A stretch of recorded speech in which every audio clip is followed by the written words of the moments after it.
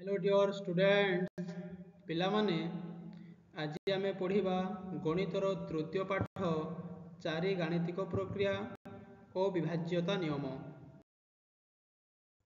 पिलामाने आमे गणितर दुईटी पाठ पढ़ी सारिछे। गोटे हैला संख्या और संख्या पद्धति एवं तृतीय पाठ हैला गणितक और गुणनीयक। आज आमे पढ़िबा संख्यार विभाज्यता नियम। प्रथमे पढ़िबा दुईर विभाज्यता नियम। कौनसी संख्यार एकक स्थान रे 0, 2, 4, 6 किंबा 8 थिले संख्याटी 2 द्वारा विभाज्य। तो एठारे देख पिला माने 18 2 द्वारा विभाज्य हेबो कि आमे देखिबा 18 को 2 रे हरिबा 2 नुआ 18। ताहले देखो भाग शेष रे केते आसीबो 18 रु 18 वियोग होला परे 0। तो देखो 18 2 द्वारा संपूर्ण रूपे विभाज्य। एठारे देखो 564 2 द्वारा विभाज्य हेबो कि हेबो काहे कि हेबो पिला माने तार एकक स्थान रे 4 अंक अछि सेति पई 2 द्वारा विभाज्य हेबो। सेहि परि एठारे देखो 8720 2 द्वारा विभाज्य हेबो कि हेबो पिले काहे कि हेबो तार एकक घरे 0 अछि।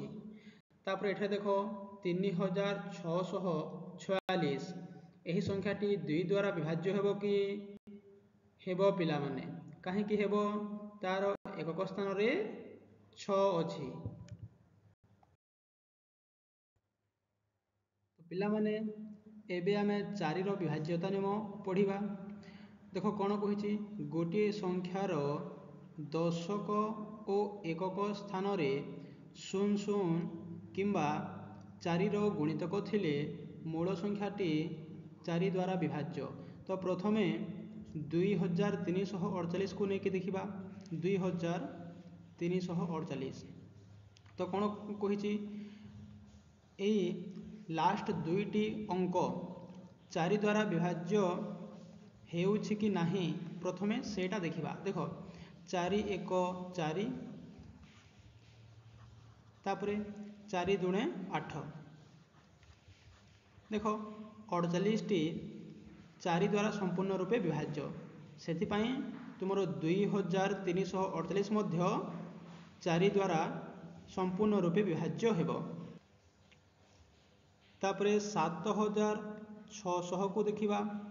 एठारे देखो एई दुईटी शून लास्ट दुईटी शून 4 द्वारा विभाज्य हेबो कि 400 400 कटु छिपले तामने एही 7600 मध्य तुमरो 4 द्वारा विभाज्य हेबो।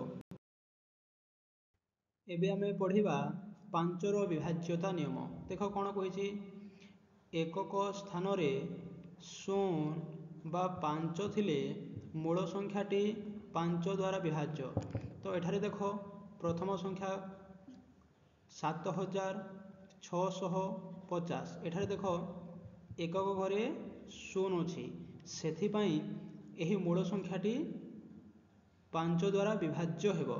सेहि परि देखो एठारे 8796 अछि एठारे एकक घरे केते अछि पिला माने 6 अछि सेथि पई एही संख्या 5 द्वारा विभाज्य हेबो नाही।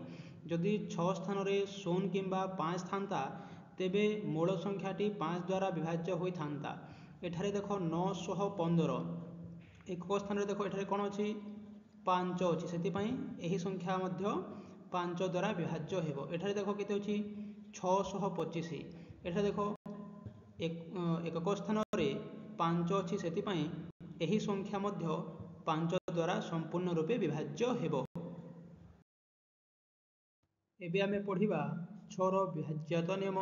देखो कोन कहिछि 2 और 3 द्वारा विभाज्य संख्याटी 6 द्वारा विभाज्य। तो प्रथमे देखिबा 9378 2 और 3 द्वारा विभाज्य हेबो कि केते पिला माने 9378। देखो एही संख्यार एकक घरे 8 थिबारो एही संख्याटी 2 द्वारा विभाज्य हेबो। तापर देखिबा एही संख्याटा 3 द्वारा विभाज्य हेबो कि नाही। तो 3 विभाज्यता नियम कौन पिले गोटे संख्यार अंक मानकर समष्टि जदि 3 द्वारा विभाज्य होउछि ताहेले मूल संख्याटी 3 द्वारा विभाज्य हेबो। तो कौन कहला डेफिनेशन सबु अंक मानकर जोगफल 9 जोग 3 जोग 7 जोग 8 देख 9 आउ 3 मिसिला 12 एवं 7 आउ 8 मिसिला 15 15 आउ 12 मिसिले केते हिला पिला माने 27 एही 27 टा 3 द्वारा विभाज्य हेबो कि नाही पिले विभाज्य हेबो 3 नुआ 27 तो एही मूल संख्याटी मध्य 6 द्वारा विभाज्य हेबो। तो एबे एही मूल संख्याटी 6 द्वारा विभाज्य हेबो कि नाही चलो एबे देखिबा।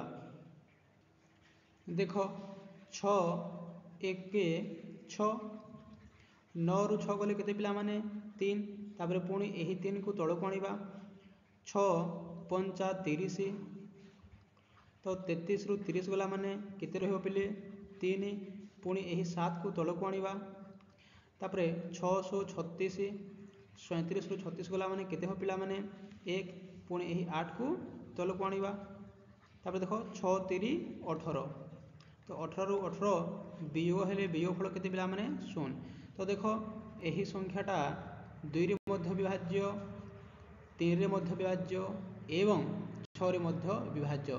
तो एही तीनोटी संख्या तुम मानक पई होमवर्क एही संख्या को सॉल्व करिके मते कमेंट बॉक्स रे तार उत्तर सेंड करिवो पिला माने।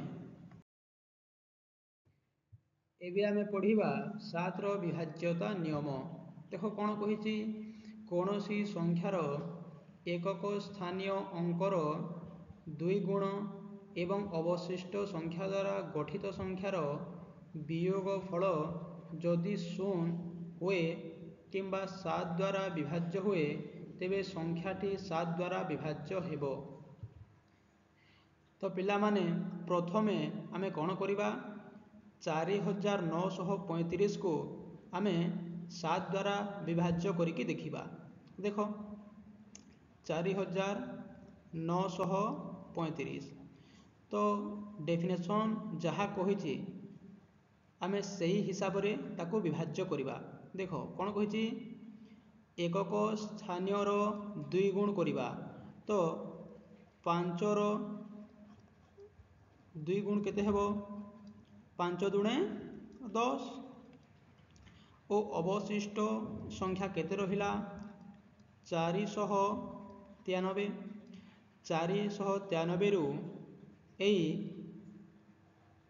गुणफल को आमे कोन करिबा वियोग करिबा 3 रु 0 गला 3 रहिला 9 रु 1 गला 8 रहिला 4 1 आमे 4 को 4 लिखि देबा पिला माने। तापर देखो एठारे केते रहिला 483 पुणी आमे करिबा सेया जहा आगरु करूथुले 3 को 2 गुण करिबा। देखो 3 को 2 गुण कला माने केते हो पिला माने 6 अवशिष्ट संख्या केते रहिला 48 48 रु 6 वियोग हेले केते पिला माने 42 तेबे एही 42 टा 7 द्वारा विभाज्य हेउछि कि नाही पिला माने देखो 7 पंचा 35 742 तो एही संख्या 700 रे कटुछि 742 तो पिला माने एही वे रे करिवो तुमे माने तुम पई एही तीनोटी संख्या एडा तुमरो होमवर्क रहिला पिला माने।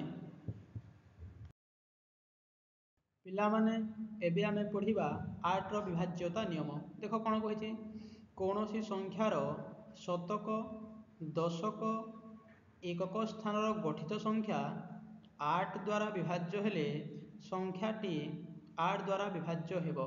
तो प्रथमे 6416 को आमे परीक्षा करिके देखिबा एही संख्याटी 8 द्वारा विभाज्य कि नुहे। तो प्रथमे कोन करिबा एई तीनोटी अंक एकक घरर अंक दशक घरर अंक एवं शतक घरर अंक को नेबा 416 8 द्वारा विभाज्य कि नुहे देखिबा। देखो 8 पंचा 40 41 रु 40 गला माने 1 रहिला, पुणी 6 को तलको आनिबा 8 दुणे 16। एबे देखो 16 रु 16 वियोग हेले वियोग फल 0 आसिला।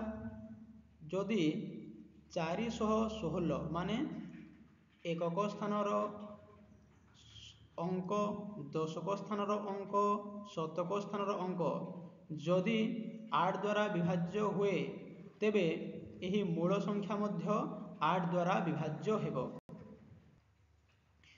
एबे पिला माने ए तीनोटी संख्या तुम मानक पई होमवर्क रहिला। पिला माने एबे आमे पढ़िबा 9 रो विभाज्यता नियम। देखो कोन कहिछि, कोनोसी संख्यार अंक मानकर समष्टि 9 द्वारा विभाज्य हेले मूल संख्याटी 9 द्वारा विभाज्य हेबो। पिला माने समष्टि माने कोन? समष्टि माने हेउछि जोगफल। तो एठारे देखो प्रथमे 4527 को नेकी देखिबा। प्रथमे कोन करिबा, एही संख्यार अंक मानकु आमे जोग करिबा। 4 जोग 5 जोग 2 जोग 7 केते हो पिला माने? 4 आउ 5 मिसिला 9, 9 आउ 2 मिसिला 11, 11 आउ 7 मिसिला केते हला पिला माने? 18। एही 18 9 द्वारा विभाज्य कि? हाँ पिला माने 9 दुणे 18। तो एही मूल संख्या मध्य 9 द्वारा विभाज्य हेबो। सेहीपरि आउ गोटिए संख्या को नेकी देखिबा 5418। एही संख्याटी 9 द्वारा विभाज्य हेबो कि? प्रथमे कोन करिबा, अंक मानकर समष्टि करिबा। 5 आउ 4 मिसिला 9, 9 आउ 1 मिसिला 10, 10 आउ 8 मिसिला 18। एही संख्या मध्य 9 द्वारा विभाज्य हेबो पिला माने। बुझि पारलो? तो एही मूल संख्या मध्य 9 द्वारा विभाज्य हेबो। एही दुईटी संख्या तुम मानक पई होमवर्क रे रहिला। पिला माने एबे आमे पढ़िबा 10 रो विभाज्यता नियम। देखो कोन कहिछि, कोनोसी संख्यार एकक स्थान रे 0 थिले संख्याटी 10 द्वारा विभाज्य हेबो। तो देखो प्रथमे 72040 जो अछि तार एकक स्थान रे 0 अछि, सेथि पई एही मूल संख्याटी 10 द्वारा विभाज्य हेबो। तापर एठारे देखो 5410 अछि। एही संख्यार मध्य एकक स्थान रे 0 थिबारो एही मूल संख्याटी 10 द्वारा विभाज्य हेबो। तापर एठारे एही संख्या को देखिबा केते अछि पिला माने 70083 अछि। तो एठारे देखो पिला माने एही संख्यार एकक स्थान रे 3 थिबारो एही संख्याटी 10 द्वारा विभाज्य हेबो नाही पिला माने। बुझि पारलो? पिला माने एबे आमे पढ़िबा 11 रो विभाज्यता नियम। देखो कोन कहिछि, कोनोसी संख्यार एकांतर अंक गुड़िकर समष्टि समान हेले किंबा सेमानंकर वियोगफल 11 द्वारा विभाज्य हेले मूल संख्याटी 11 द्वारा विभाज्य हेबो। तो प्रथमे आमे 2090 को नेकी देखिबा। एठारे देखो पिला माने एकांतर अंक गुड़िकर समष्टि माने कोन पिले? देखो गोटे अंक छाड़ी गोटे अंक को आमे कोन करिबा? जोड़िबा। तो प्रथमे देखो 2 को लिखिबा, तापरे गोटे अंक छाड़ी देबा, तापरे पुणी 9 को 2 साथी रे जोड़िबा। केते होची पिला माने? 11। तापरे देखो सेही परी जो अंक मान को आमे छाड़ी थिले सेमान को एबे आमे जोड़िबा। एठारे 2 0 को छाड़ी थिले तो 0 जोग एठारे भी 0 को छाड़ी थिले 0। देखो 0 आउ 0 मिसले 0। एबे 11 रु 0 गले केते पिला माने? 11। एही 11टा 11 द्वारा विभाज्य हेउछि कि नाही पिला माने? हेउछि। 11 एके 11। तेबे एही मूल संख्याटी 2090 मध्य 11 द्वारा विभाज्य हेबो। बुझि हला पिला माने? एबे आमे 1210 को नेकी देखिबा। देखो प्रथम अंक अछि 1, गोटे अंक को छाड़ी देबा, तापरे आ गोटे अंक को जोड़िबा। 1 आउ 1 मिसिला 2 हला पिला माने। आउ आमे जहा को छाड़ी थिले एठारे 2 एवं 0 को छाड़ी थिले ताको एबे तळे मिसाइबा। 2 जोग 0 तो जोगफल केते हला पिला माने? 2। देखो 2 रु 2 वियोग हेले ବିୟୋଗଫଳ କେତେ ପିଲାମାନେ? ଶୂନ। ଏବେ ଏହି ଶୂନ 11 ଦ୍ୱାରା ବିଭାଜ୍ୟ କି ପିଲାମାନେ? 11 ଦ୍ୱାରା ବିଭାଜ୍ୟ ପିଲେ ଦେଖ 11 ଶୂନ ଶୂନ। ତ ଏହି ମୂଳ ସଂଖ୍ୟାଟି ମଧ୍ୟ 1210 ମଧ୍ୟ 11 ଦ୍ୱାରା ବିଭାଜ୍ୟ ହେବ। ତ ଏହି ଦୁଇଟି ସଂଖ୍ୟା ତୁମ ପାଇଁ ହୋମୱାର୍କ ପିଲାମାନେ। ଏବେ ଆମେ ପଢ଼ିବା 12ର ବିଭାଜ୍ୟତା ନିୟମ ବିଷୟରେ। ଦେଖ କ'ଣ କହିଛି। କୌଣସି ସଂଖ୍ୟା 3 ଓ 4 ଦ୍ୱାରା ବିଭାଜ୍ୟ ହେଲେ ସଂଖ୍ୟାଟି 12 ଦ୍ୱାରା ବିଭାଜ୍ୟ ହେବ। ତ ପ୍ରଥମେ ଆମେ 7212କୁ ନେଇକି ଦେଖିବା। ଦେଖ ପ୍ରଥମେ କ'ଣ କରିବା, ଏହି ସଂଖ୍ୟାଟି 3 ଦ୍ୱାରା ବିଭାଜ୍ୟ ହେବ କି ନାହିଁ ପ୍ରଥମେ ପରୀକ୍ଷା କରିବା। ଦେଖ ପିଲାମାନେ 7 ଯୋଗ 2 ଯୋଗ 1 ଯୋଗ 2 ଯୋଗଫଳ କେତେ ହେବ ପିଲାମାନେ? 7 ଆଉ 2 9, 9 ଆଉ 1 10, 10 ଆଉ 2 12, 12 ହେଲା। ଏହି 12ଟା 3 ଦ୍ୱାରା ବିଭାଜ୍ୟ କି ନୁହେଁ ପିଲାମାନେ? 3 ଚାଉ 12। ଏବେ 3 ଦ୍ୱାରା ତ ବିଭାଜ୍ୟ ହେବ, ତାପରେ ପରୀକ୍ଷା କରିବା 4 ଦ୍ୱାରା ବିଭାଜ୍ୟ ହେବ କି ନାହିଁ। ତ 4ର ବିଭାଜ୍ୟତା ନିୟମ କ'ଣ କହିଛି? ଲାଷ୍ଟ ଦୁଇଟି ଅଙ୍କ ମାନେ 12, 12 4 ଦ୍ୱାରା ବିଭାଜ୍ୟ ହେବ କି ନାହିଁ ପିଲାମାନେ? 4 3 12 ହେଉଛି। ଏହି ସଂଖ୍ୟାଟି 3 ଦ୍ୱାରା ବି ବିଭାଜ୍ୟ ହେଉଛି, 4 ଦ୍ୱାରା ମଧ୍ୟ ବିଭାଜ୍ୟ ହେଉଛି। ସେଥିପାଇଁ ଏହି ମୂଳ ସଂଖ୍ୟାଟି 12 ଦ୍ୱାରା ବିଭାଜ୍ୟ ହେବ। ବୁଝିପାରିଲ ପିଲାମାନେ? ଏବେ ଆମେ ଦେଖିବା 6024 ଏହି 12 ଦ୍ୱାରା ବିଭାଜ୍ୟ ହେବ କି ନାହିଁ। ପ୍ରଥମେ ଦେଖିବା 3 ଦ୍ୱାରା ବିଭାଜ୍ୟ ହେଉଛି କି ନାହିଁ। 6 ଯୋଗ 0 ଯୋଗ 2 ଯୋଗ 4, ତ ଯୋଗଫଳ କେତେ ହେବ ପିଲାମାନେ? 6 ଆଉ 0 ମିଶିଲା 6, 6 ଆଉ 2 ମିଶିଲା 8, 8 ଆଉ 4 ମିଶିଲା 12। ଦେଖ ଏହି 12ଟା ତୁମର 3 ଦ୍ୱାରା ବିଭାଜ୍ୟ ହେଉଛି, 3 ଚାଉ 12। ଏବେ ଆମେ ଦେଖିବା ଏହି ସଂଖ୍ୟା 4 ଦ୍ୱାରା ବିଭାଜ୍ୟ ହେଉଛି କି ନାହିଁ। ତ ପ୍ରଥମେ କ'ଣ କରିବା, ଏହି ସଂଖ୍ୟାର ଲାଷ୍ଟ ଦୁଇଟି ଅଙ୍କକୁ ନେବା 24। ଏହି 24ଟା 4ରେ ବିଭାଜ୍ୟ ହେବ କି ନାହିଁ ପିଲାମାନେ? 424। ତ ଏହି ସଂଖ୍ୟାଟି 3ରେ ମଧ୍ୟ ବିଭାଜ୍ୟ ଏବଂ 4ରେ ମଧ୍ୟ ବିଭାଜ୍ୟ। ସେଥିପାଇଁ ଏହି ମୂଳ ସଂଖ୍ୟାଟି 12 ଦ୍ୱାରା ମଧ୍ୟ ବିଭାଜ୍ୟ ହେବ ପିଲାମାନେ। ତ ପିଲାମାନେ ଏହି ଦୁଇଟି ସଂଖ୍ୟା ତୁମମାନଙ୍କ ପାଇଁ ହୋମୱାର୍କ ରହିଲା ପିଲାମାନେ। ଏବେ ଆମେ ପଢ଼ିବା 14ର ବିଭାଜ୍ୟତା ନିୟମ। କୌଣସି ସଂଖ୍ୟା 2 ଓ 7 ଉଭୟ ଦ୍ୱାରା ବିଭାଜ୍ୟ ହେଲେ ସଂଖ୍ୟାଟି 14 ଦ୍ୱାରା ବିଭାଜ୍ୟ ହେବ। ତ ପ୍ରଥମେ ଆମେ 350କୁ ନେଇକି ଦେଖିବା। ଦେଖ ଏହି ସଂଖ୍ୟାର ଏକକ ସ୍ଥାନରେ 0 ଥିବାରୁ ଏହି ସଂଖ୍ୟାଟି 2 ଦ୍ୱାରା ବିଭାଜ୍ୟ ହେବ। ଏବେ କ'ଣ କରିବା, ଏହି ସଂଖ୍ୟାଟି 7 ଦ୍ୱାରା ବିଭାଜ୍ୟ ହେଉଛି କି ନାହିଁ ଦେଖିବା। ତ 7ର ଯେଉଁ ରୁଲ୍ ଅଛି, ଯେଉଁ ନିୟମ ଅଛି, ସେହି ହିସାବରେ ଆମେ ପ୍ରଶ୍ନଟାକୁ କରିବା। ଦେଖ 0ର ଏବେ କ'ଣ କରିବା, 2 ଗୁଣ କରିବା। କେତେ? 0 ଦୁଣେ 0। ଏବେ ଅବଶିଷ୍ଟ ସଂଖ୍ୟା କେତେ ରହିଲା ପିଲାମାନେ? 35। 35ରୁ 0 ଗଲେ କେତେ ହେବ ପିଲାମାନେ? ସେହି 35। ଏବେ ଏହି 35ଟା 7 ଦ୍ୱାରା ବିଭାଜ୍ୟ କି ନୁହେଁ ପିଲାମାନେ? 7 ପଞ୍ଚା 35। ତେବେ ଏହି ମୂଳ ସଂଖ୍ୟାଟି ତୁମର 14 ଦ୍ୱାରା ବିଭାଜ୍ୟ ହେବ ପିଲାମାନେ। ଏବେ ଆଉ ଗୋଟିଏ ସଂଖ୍ୟା 812କୁ ନେଇକି ଦେଖିବା। ଦେଖ ଏହି ସଂଖ୍ୟାର ଏକକ ସ୍ଥାନରେ 2 ଥିବାରୁ ଏହି ସଂଖ୍ୟାଟି 2 ଦ୍ୱାରା ବିଭାଜ୍ୟ ହେବ। ଏବେ ଆମେ ଦେଖିବା ଏହି ସଂଖ୍ୟାଟି 7 ଦ୍ୱାରା ବିଭାଜ୍ୟ ହେବ କି ନାହିଁ। ତ କ'ଣ କରିବା, 2ର 2 ଗୁଣ କରିବା। କେତେ ହେଉଛି ପିଲାମାନେ? 4। ଏବେ ଅବଶିଷ୍ଟ ସଂଖ୍ୟା କେତେ ରହିଲା? 81। 81ରୁ 4 ବିଯୋଗ ହେଲେ କେତେ ପିଲାମାନେ? 77। ଏବେ ଏହି 77 11 ଦ୍ୱାରା ବିଭାଜ୍ୟ ହେବ କି ନାହିଁ? ସରି ପିଲାମାନେ 7 ଦ୍ୱାରା ବିଭାଜ୍ୟ ହେବ କି ନାହିଁ? 7 1 7, 7 1 7। ବୁଝିହେଲା ପିଲାମାନେ? ତ 11 7 77।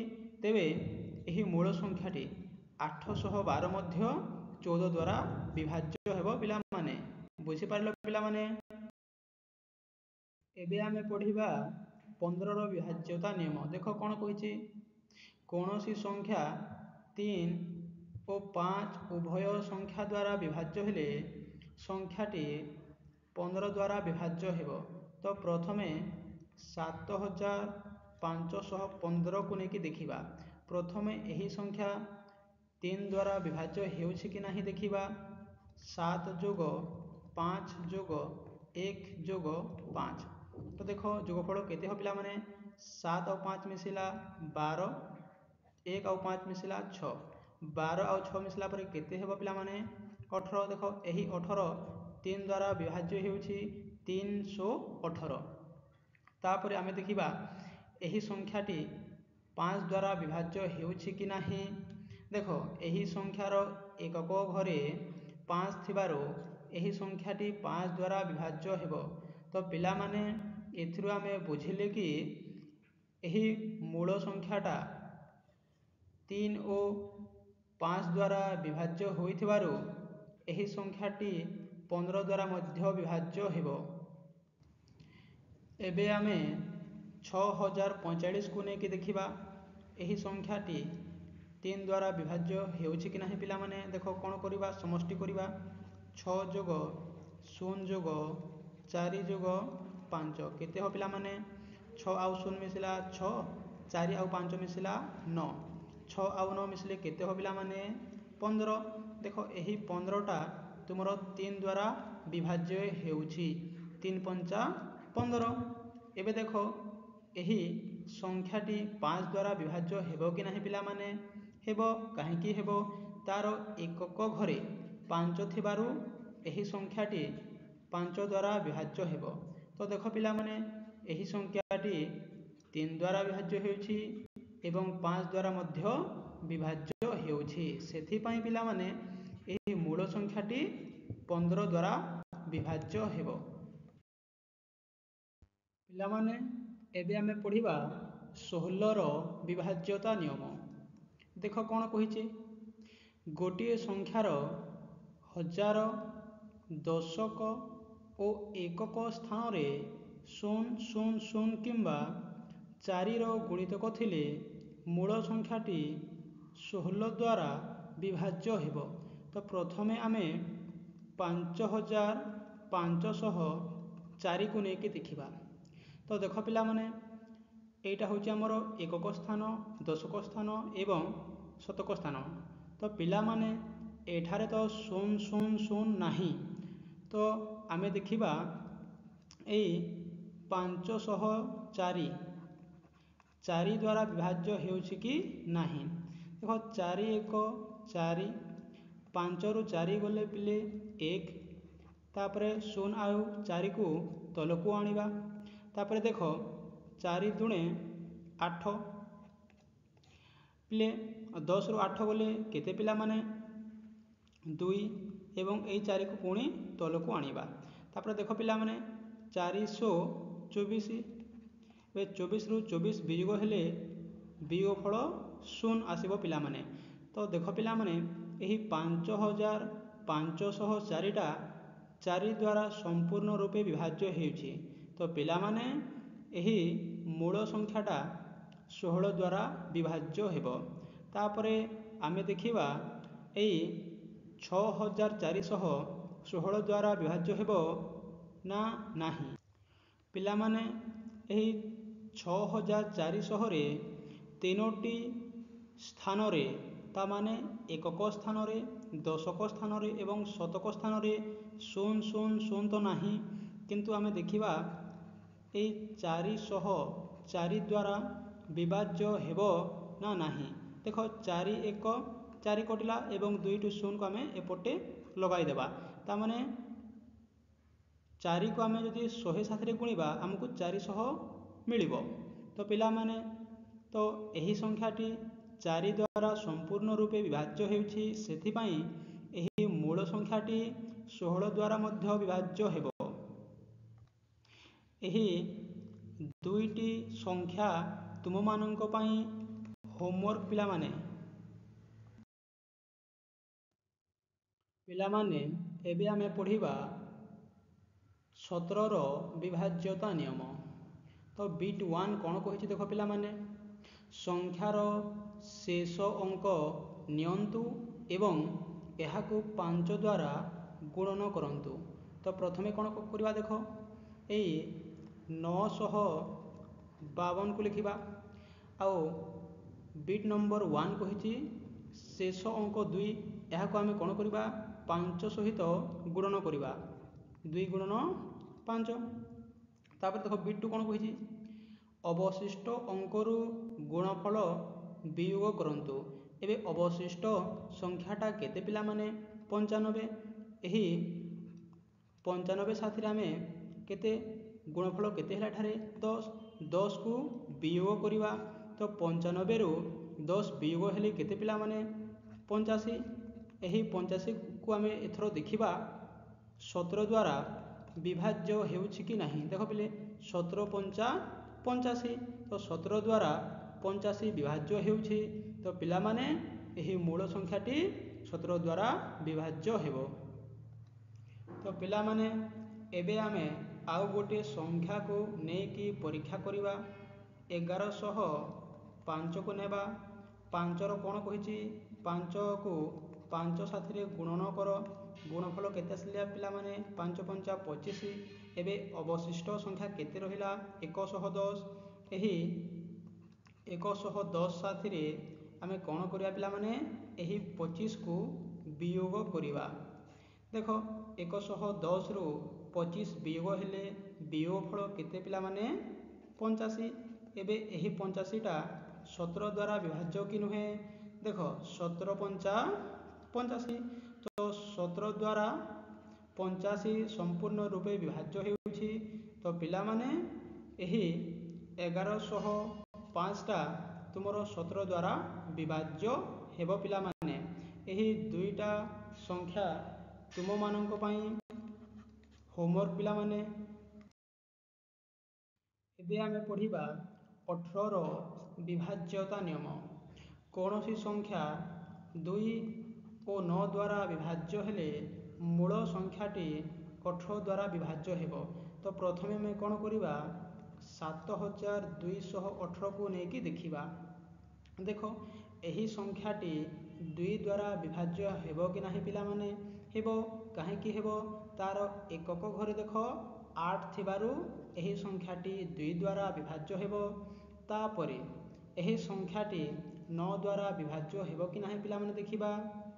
7 ଯୋଗ 2 ଯୋଗ 1 ଯୋଗ 8, ତ ଯୋଗଫଳ କେତେ ହେବ ପିଲାମାନେ 7 ଆଉ 2 ମିଶିଲା 9, 9 ଆଉ 1 ମିଶିଲା 10, 10 ଆଉ 1 8 ମିଶିଲା 18। ଏବେ ଏହି 18ଟା 9 ଦ୍ୱାରା ବିଭାଜ୍ୟ କି ନୁହେଁ ପିଲାମାନେ, ବିଭାଜ୍ୟ। 9 ଦୁଣେ 18, ତ ଏହି ମୂଳ ସଂଖ୍ୟାଟି 2 ଦ୍ୱାରା ମଧ୍ୟ ବିଭାଜ୍ୟ, 9 ଦ୍ୱାରା ମଧ୍ୟ ବିଭାଜ୍ୟ। ତେଣୁ ଏହି ମୂଳ ସଂଖ୍ୟା ମଧ୍ୟ 18 ଦ୍ୱାରା ବିଭାଜ୍ୟ ହେବ। ଏବେ ଆମେ ଆଉ ଗୋଟିଏ ସଂଖ୍ୟା 144କୁ ନେଇକି ଦେଖିବା। ଦେଖ ଏହି ସଂଖ୍ୟାର ଏକକ ସ୍ଥାନରେ 4 ଥିବାରୁ ଏହି ସଂଖ୍ୟାଟି 2 ଦ୍ୱାରା ବିଭାଜ୍ୟ ହେବ। ଏବେ ଆମେ ଦେଖିବା ଏହି ସଂଖ୍ୟାଟି 9 ଦ୍ୱାରା ବିଭାଜ୍ୟ ହେଉଛି ନା ନାହିଁ। ଦେଖ 1 ଯୋଗ 4 ଯୋଗ 4, ଯୋଗଫଳ କେତେ ଆସିବ ପିଲାମାନେ 1 ଆଉ 4 ମିଶିଲା 5, 5 ଆଉ 4 ମିଶିଲା 9, ତ ଏହି 9 ଦ୍ୱାରା ବିଭାଜ୍ୟ, 9 1 9। ତେଣୁ ଏହି ସଂଖ୍ୟାଟା 2ରେ ମଧ୍ୟ ବିଭାଜ୍ୟ, 9ରେ ମଧ୍ୟ ବିଭାଜ୍ୟ। ତେଣୁ ଏହି ମୂଳ ସଂଖ୍ୟାଟା 18ରେ ମଧ୍ୟ ବିଭାଜ୍ୟ ହେବ ପିଲାମାନେ। ତ ପିଲାମାନେ ଦେଖ ଏଠାରେ 22 ଗୁଣନ 56 ଅଛି। 22କୁ 56 ସାଥିରେ ଗୁଣିଲେ ଗୁଣଫଳ କେତେ ମିଳିଲା ପିଲାମାନେ 1232। ତ ଏଠାରେ 22କୁ ଆମେ କହିଥାଉ ଗୁଣ୍ୟ, 56କୁ ଆମେ କହିଥାଉ ଗୁଣନ ଏବଂ 1232କୁ ଆମେ କହିଥାଉ ଗୁଣଫଳ। ଏହି ପଦମାନଙ୍କୁ ସମସ୍ତେ ଭଲ ଭାବରେ ମନେ ରଖିବ ପିଲାମାନେ। ପିଲାମାନେ ଏହି 4ଟି ପଏଣ୍ଟକୁ ତୁମେ ସମସ୍ତେ ମନେ ରଖିବ। 1କୁ ଯୋଗାତ୍ମକ ଅଭିଧ କୁହାଯାଏ। କାହିଁକି ପିଲାମାନେ 1 ସାଥିରେ ମୁଁ ଗୁଣନ କରୁଛି 5କୁ, ତ ଗୁଣଫଳ କେତେ ଆସିବ ପିଲାମାନେ 5 ଆସିଲା। तापरे 1 को 10 साथी गुणन करुचे गुणफल केते आसीबो पिला माने 10 आसुची। तापरे 1 को 100 साथी गुणन करुचे गुणफल केते आसीबो पिला माने 100। देखो एठारे एक साथी जो संख्या को गुणन करा जाउछि गुणफल रे सही संख्या ही आसुछि, तो सेति पई 1 को जोगात्मक अभेद कहा जाए। देखो एबे बिट्टू कोन कहिछि 0 को जोगात्मक अभेद कहा जाए। काहे कि पिला माने मो 0 साथी रे 1 को जोग करूछि, 0 साथी रे 3 को जोग करूछि, 0 साथी रे 100 को जोग करूछि। तो देखो पिला माने 0 को 1 साथी रे जोग कले जोगफल रे हमको सही 1 ही मिलुछि, एठारे 3 मिलिबो, एठारे 100 मिलिबो। तो सेति पई 0 को जोगात्मक अभेद कहा गला पिला माने। तो पिला माने पॉइंट 3 कोन कहिछि कोनोसी संख्या को 0 द्वारा गुणन कले गुणफल 0 हुए। तो एठारे देखो 0 को मु 7 साथी रे गुणन करूछि गुणफल केते आसीबो पिला माने 0 आसीबो। 0 को 10 साथी रे गुणिले गुणफल 0 आसीबो। 0 को 100 साथी रे गुणिले गुणफल 0 ही आसीबो पिला माने। तुमे जे कोनोसी संख्या साथी रे जदि 0 को गुणिबो तुमको गुणफल रे 0 ही आसीबो पिला माने। एबे देखो पॉइंट 4 कोन कहिछि कोनोसी संख्या को 0 द्वारा भाग करा जाय परिबो नाही।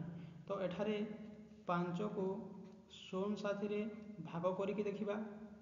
देखो 0 को 1 साथी रे गुणिले 0 आसुछि, 0 को 2 साथी रे गुणिले 0 आसुछि, 0 को 5 साथी रे गुणिले 0 आसुछि।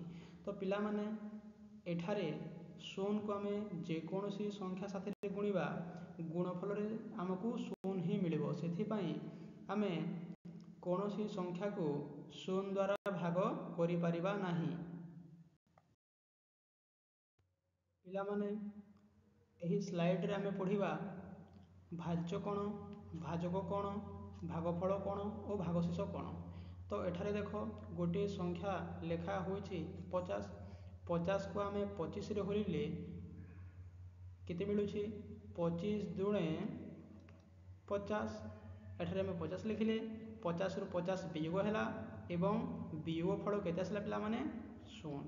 तो एठारे एही 25 टा हेउछि भाजक, 50 टा हेउछि भाज्य, 2 टा हेउछि भागफल एवं 0 टा हेउछि तुमर भागशेष। तो एठारे गोटे सूत्र अछि पिला माने समस्त मन रखिबो। भाजक थिला हमर 25 गुणन भागफल थिला हमर 2 जोग भागशेष थिला हमर 0।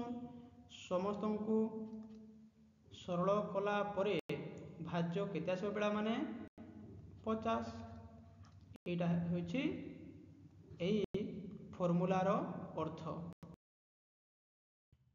पिला माने परवर्ती क्लास रे आमे एही पाठर क्वेश्चन प्रैक्टिस करिबा।